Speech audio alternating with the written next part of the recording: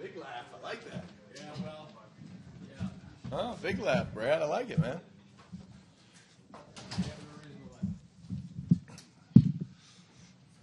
How's everybody doing? Good. Think you should go outside today in the wind? What do you guys think? I think, yeah, maybe a little 7-on-7 and do some kicks and stuff like that. 40-mile-an-hour winds. Yeah, maybe. Yeah, we'll see. Golf, yeah. I'm game. Let's go. Calvin Watkins, Dallas Morning News. Your safety situation, how much do you think Donovan will go today? Or Wanya, is he feeling better? Yeah, again, both guys are trending. I don't know how much they'll do today. We do have the extra day this week, but like I always say, each day there's information that's given, and I would say that both guys are doing everything they need to get back, but we'll see kind of where today, tomorrow, and next couple of days look. But definitely a little thin right now. Cooper, how's he doing? You think he'll practice it as Devils on target? Yeah, for sure. Trade deadline next week. How much do you talk to your guys about blocking out the noise of what goes on around here in terms of making a trade and that kind of thing? Yeah, I don't really talk a whole lot about that. I mean, I just focus on us trusting the process, and there's always going to be noise, and these guys can't control the noise any less or more than we can, and there's always going to be noise, and there's always going to be speculation and things like that. But our focus is really truly just on one day at a time, get ready for Arizona, and so I don't go too much into that. Brian Schottenheimer with ESPN. CD had, besides the Chicago game, had his lowest play time of the season, and maybe some of that's due to the end of the game. He brought in the backups for the last drive, but even before that, he was going in and out of the lineup. What was wrong? Yeah, I don't think there's anything wrong. I think, again, he's, there's different personnel tags. We certainly don't have many that take him out of the game, but there are a few things that we will put somebody else in to do certain jobs. I won't tell you all the jobs that those guys do, but yeah, I think it was more of a deal. We knew it was going to be a long game playing, in Denver and playing a good team, and I really don't think it was anything, concerning. No, absolutely not. No, he's feeling good. And then, as everything with this season comes back to Micah and the trade and all that stuff, did you guys underestimate in any way what he does for guys around him, or overestimate what you guys had remaining after the trade? No, Todd, I think Mike is certainly a great player. And we all know that. No one will ever point to the fact that Mike is not a credible player. But defense is about more than just one guy. I mean, like, some of our defensive struggles have not been because of one guy not doing the right thing, and it's not been, one assignment. It hasn't been one defense, whether it's man, zone, whatever. It's been, what team defense is about. I saw a crazy stat. Myles Garrett, somebody said, had 5 sacks last game, and they lost.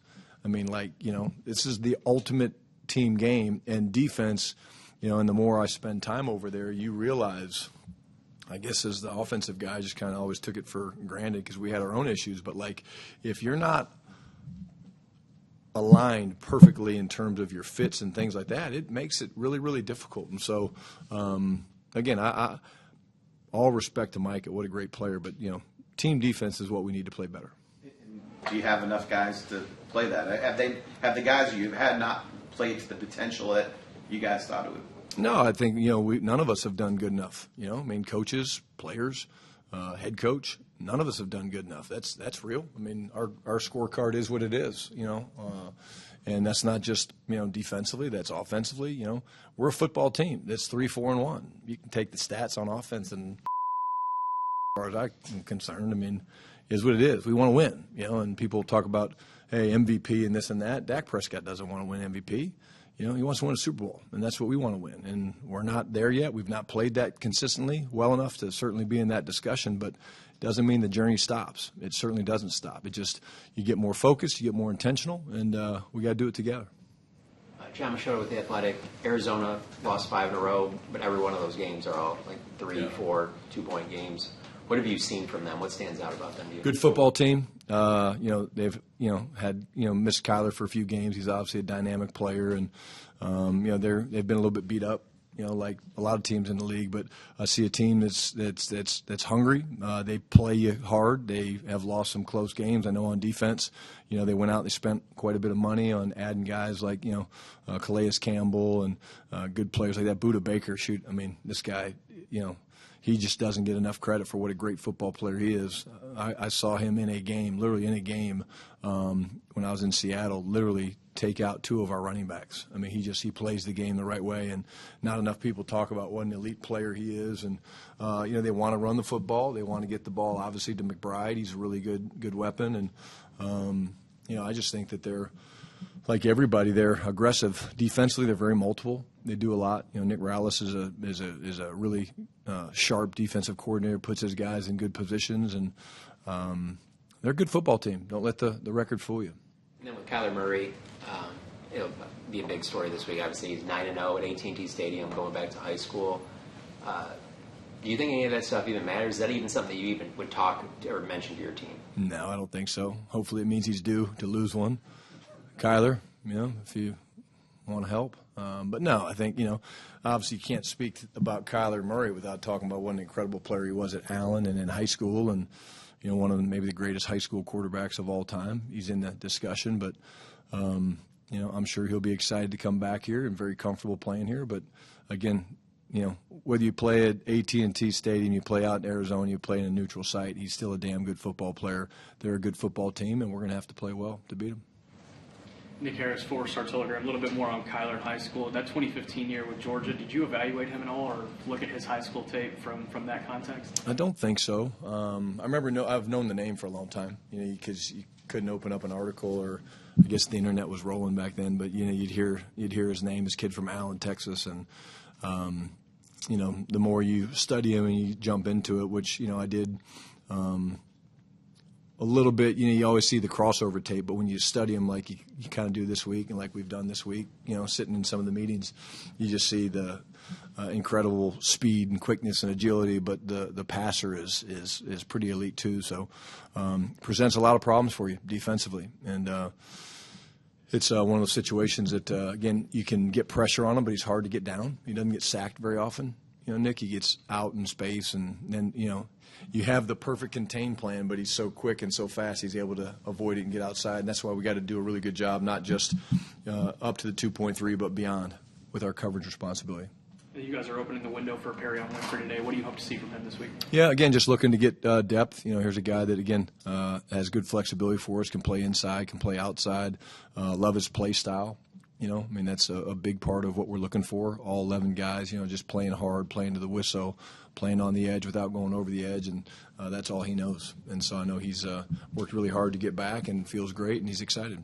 And then where is Josh Butler in his recovery right now? Again, I think Josh is doing everything that he's supposed to. I think he's another guy that at any moment we probably could, lean on, but right now, he's doing an awesome job with Britt and those guys, and he's chomping at the bit. I have kind of a line of people at my door every couple of days of guys that want to get back out there and help us, and that's how you have the right chemistry in the locker room, the right culture, because these guys see us struggling in some areas, and they want to help, and I love that. Tommy Arch, DallasCowboys.com. Jerry was talking about yesterday how one of the changes defensively this week, coach is spending some more time in the linebacker room specifically. Has that been the case? Have you been in there? And if so, what do you say to them, and what do you kind of try to tell them in terms of how to get the ship back on track? Well, like I said the other day, I think Monday somebody asked me about it. I mean, the linebackers, obviously, they get everything started. And, they're the ones making the call, number one, with the green dot, with K9. And then they got to set the front, based on how we want to go, whether it's close right, close left. And the biggest thing for us is the focus of making sure that we can kind of, like I said, see less. Right now we're seeing too much, and so therefore our fits aren't exactly right. Is it them every time? No. But it's more of an emphasis of, hey, these guys have some indicators and things that we want to be on top of, and so it's just a big, push from myself and Flus and guys like that to make sure that, these guys are doing the things they need to do to see less. And because a lot of times your defense will go how your linebackers play because of the proximity to where they are to the ball. You were talking about with Arizona, how they've had some close losses. You have as well this year. And there's no textbook answer for finishing close games, but what do you feel like in your mind gives teams the best chance to finish and win in those close one-possession games when it comes down to the wire? Yeah, I'm probably old school on that, Tommy. I mean, I think it comes down to confidence. I think when you've done it before or multiple times, You know, you watch some teams that you know they find a way to win a lot of games. It carries over to the next time you're in that situation. Most of these games in this league are going to come down to, you know, close games. And, you know, we know we've got a quarterback that knows how to win. We know we've got talented players on both sides of the ball. We know we've got a kicker that can kick it from, you know, Midland through the uprights. I mean, we have those things. But, you know, you draw back on the experience of the close games and finding a way to battle back against the Giants and things like that. So I think it comes down to confidence. Skyler Dixon with DAP. Monday night game, bye week, Monday night game. You've been other places. You've been here a few years. Is it real that the Cowboys' schedule is courtier than most just because of the profile and stuff? That's a good question, Skyler.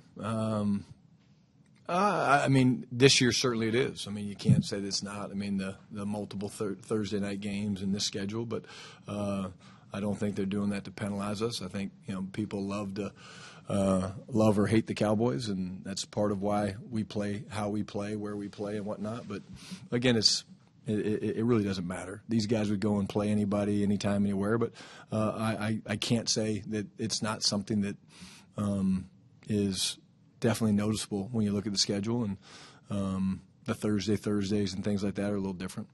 And then the extra day this week, obviously, and then the extra day coming out of the bye. What difference does that make? Does that help in terms of recovery and all those kinds of things, sort of mini buys, however you want to look at it? Yeah, well, like this week, for example, we're going to work normal today and tomorrow, and then Friday will be kind of we're calling it a bonus day. It's a chance to kind of look back on our first, second, and third down plan to tighten up some things there. We won't really do anything on the field other than a mock, kind of a walk tempo, because we really don't want these guys having to run 4 days in a row, and then Friday, Saturday of the, not the week, but of the, so Saturday, Sunday, we'll get back to our normal routine. But you use that, and we need that for mental reps. We need that for communication. We need that to tighten up some of the things that, again, going back to Tommy's question, what we're seeing, and great chance to dive into more film and let them see Arizona, you know, and what they're doing offensively, what they're doing defensively, because they do create problems defensively with some of their alignments and the multiple fronts that they play and the different personnel. They got 3 safeties and they do things like that. So I think the extra day will be big for their bodies, talking about our players, but also for them to see more and more game film, because you'd be surprised how much game film you really don't get to watch, you know, because you're watching more cut-ups and things like that based on the situation of the day. Dave Loffner, 105.3 The Fan, Cowboys Radio. Brian, so you talked about Kyler Murray being out the last couple of games, but with Brissett, they've been better every statistical category across the board: yards, third downs, throwing for 100 more yards a game.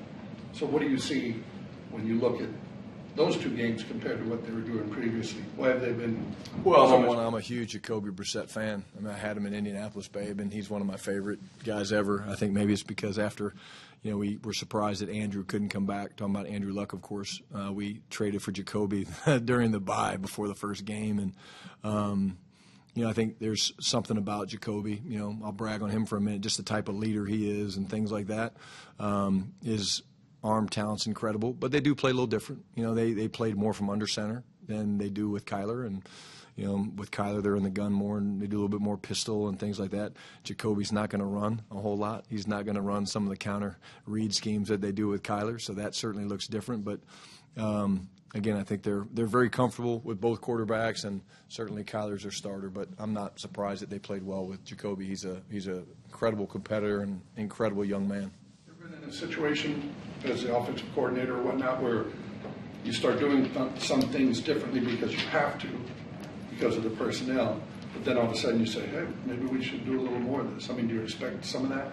Yeah, I mean, potentially. Again, I think that ultimately you need to do what your players do well, and you're certainly going to start with what your quarterback does well. So, you know, there's plenty of games from Kyler's history to look at, but, you know, Jacoby did exactly what a good backup's supposed to do. He went in and gave him a chance, and you know they didn't get the wins on a couple of games, but he's done what he's had to do and he's performed well. Garrett Hodel, CBS Sports. Brian, you were on the Cowboys staff when Jonathan Gannon was with the Eagles. What are your thoughts on going against him as a play caller, both he and Josh Sweat? You know, really like Jonathan a lot. Good guy, damn good football coach. you saw it when you played Philadelphia, the intense, the style that they played with, that his defenses played with. You see that with this Arizona team. They're tough. Talked about Budda Baker, Calais Campbell. But, Josh is still playing at a very high level. I think he leads the team in sacks. He's really playing on both sides. They're moving around, playing him some in the boundary. The positive thing for going up against a great player like Josh is we have some awareness of him. We've played him a number of times, and they've got good pieces. And again, when you look at this team and the way they're built, you can see Jonathan's personality. Joe. Joe White, Dallas Morning News. Jaden Blue had the most carries of his young career so far, had a 14-yard run, also had a fumble. What do you make of his performance on Sunday, and how important is it, as the season goes on with Javonte, to try and identify someone who can spell him pretty consistently? Yeah, again, I think, you hit it best. I mean, Jaden was inconsistent in the game. He did some really good things, and there were some other things that he's got to do at a higher level. The fumble was a good hit. He needs to hold on to the ball, and actually our combination block was supposed to come off to it, and it didn't. So, again, that's a blocking issue. Again, he can continue to play and emphasize playing more physical with and without the ball. That's real. That's a young back learning the speed of the game, the physicality of the game. But to me, I'm always going to go back to the consistency. You can't put the ball on the ground. You have to, be on top of your blitz pickups. You have to do those things. And the big thing I've told him about is, you've got the perfect guy sitting right to your left in Javonte to learn from, who was you a couple years ago as a young rookie trying to figure it out, and lean on him. Javonte does everything right, and so Jaden's doing that. But again, I'd be remiss if I didn't talk about Malik Davis and the job he's doing for us. And we're all about creating competition. It's not just creating competition on the defensive side of the ball for jobs and who's going to play. It's on offense as well, and that would be another battle to watch. You talked after the game about how the Broncos defended play action, bootlegs, kind of tight end, outlets and stuff like that. Is it simple as, when it comes to the effectiveness of that, just, hey, if you're having a good running game, that will be a little bit more mysterious? Or how do you kind of defend against it? It helps. Yeah, it definitely helps if you got them worried about, fitting their gaps and running the ball. And if they look the same, we talk marriage all the time, right? They have to look the same. And if they're not concerned about the run game, then certainly they're going to be a little less apt to pursue and flow to the football, which makes it easier to handle those things. The other thing that I would say is if you're not winning first down, and you're dealing with 2nd and 7 or 2nd and 8, a play pass will not be as effective as it would be on 1st and 10 or 2nd and 3, 2nd and 4, because they're not as concerned about the run. Jeff. Jeff Cole with Fox Sports. Coach, you mentioned spending more time with the defense each week. When you think back to week 1 preparing for Philly to now, how much more time do you feel like you're spending, and how much more are you trying to put your fingerprints on the decision making? Yeah, it's a significant amount more, and again, that's to help. It's not to get in the way. It's to, offer my expertise on what I see and how I would attack them and things like that. And it's been awesome. It's been really good conversations, and I'll give Flus a ton of credit. Having been a coordinator and having had head coaches come and sit in my meetings and stuff, you don't like it, and you kind of take it a little bit. Myself personally, I took it personal. Like, why are you in my meeting? Hey, Pete, get out of my meeting. I don't want you in my meeting, Pete. Hey, Rex, why are you in my meeting? Get out, Flus has not been like that at all. And he's been very open to some of the thoughts. And, again, he's leaning on the staff. And, again, it's a good plan. Like I said, there will be changes, and there'll be, some bigger than others. And but the change is not necessarily what makes this thing go. What makes it go is going to be the execution. And that's what I want everybody to understand. And I would say it's been good because I'm able to, look at this thing from the offensive perspective and maybe clear up some things that they look at opposite of how the offense looks at it. Cool. Good. Thanks, guys.